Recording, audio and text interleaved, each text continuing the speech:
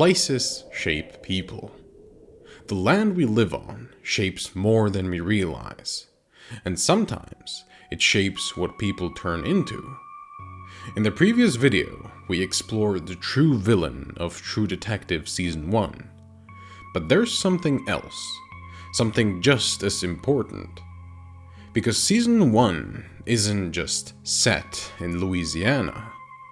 It could only happen there, and in Louisiana, the environment isn't just natural, it's industrial.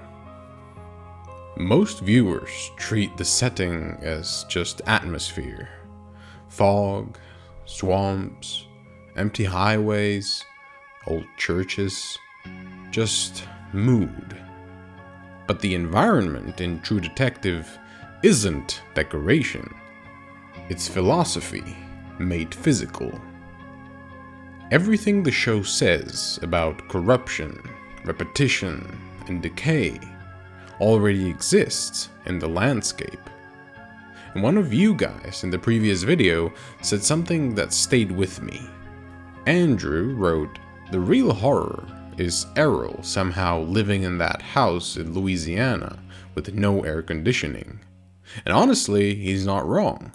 I thought I was mad for putting pineapple on my pizza, but no AC in a tropical climate? That's some next level madness. No wonder Errol went nuts. Louisiana isn't just swamps and bayous. It's also one of the most industrialized chemical corridors in America, filled with oil refineries, petrochemical plants and pipelines. Factories that generate enormous wealth, but not for the people who live beside them. Many of the communities shown in the series resemble real towns along the Mississippi River corridor, an area often referred to as Cancer Alley.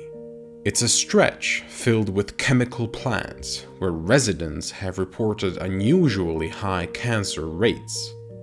The wealth flows outward, while the suffering stays local. If you look closely at the world around the investigation, industry is constantly extracting wealth. Institutions promise salvation, and yet the communities remain trapped in between them.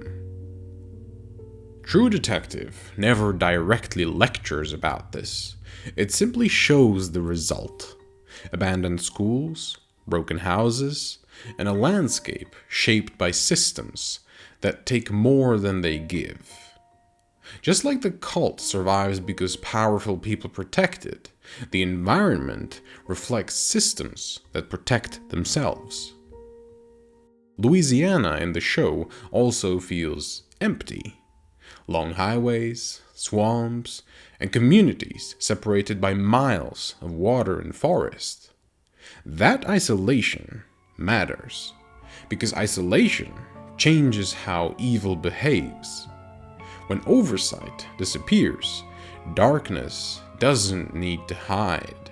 It simply lives nearby. And the swamp itself plays a deeper role, because swamps are often described as the liver of the planet. They absorb, they filter, they break things down. They take in decay and process it. But in this world, something is wrong, because the decay isn't being contained, it's spreading. In a strange way, Louisiana's landscape is constantly engaged in transformation and cleansing. That idea echoes the structure of the story itself. Rust even says that in this place, everything grows in the wrong direction. It's a world where natural order feels inverted, where decay isn't just present, it dominates. And the investigation that unfolds across the season begins to feel less like a hunt for a killer and more like something closer to a cleansing process. A slow confrontation with the rot that has been allowed to spread for decades. Throughout the series, there are repeated references to the King in Yellow and the myth of Carcosa.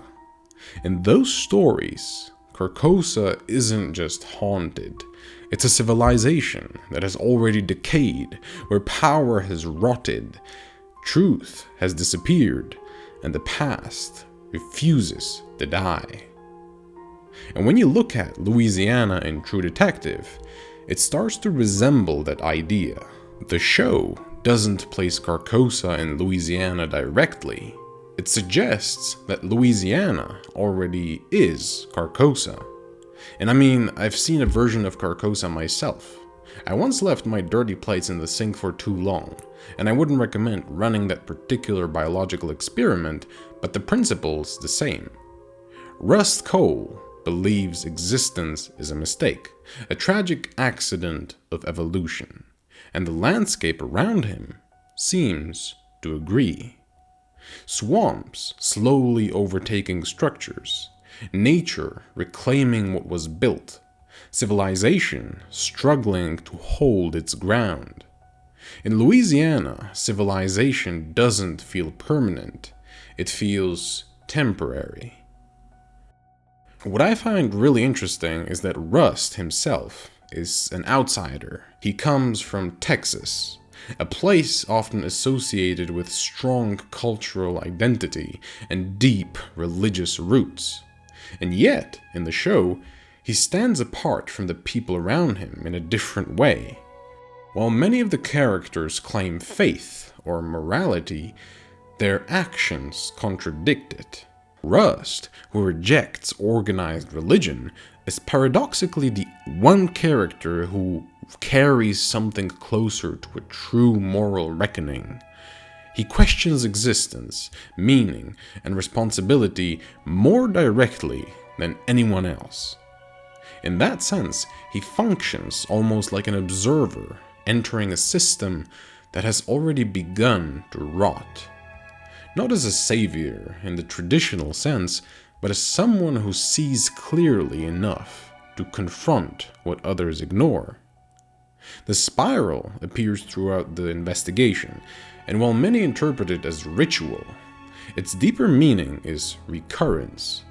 Systems protecting themselves, patterns repeating across generations, violence continuing in cycles. Louisiana visually reinforces this idea, where rivers loop and currents return, and everything seems to move in circles rather than straight lines. Civilization in the show appears fragile. Small churches, isolated homes, and scattered settlements exist as islands of order, surrounded by overwhelming wilderness. And fragile systems are easy to corrupt.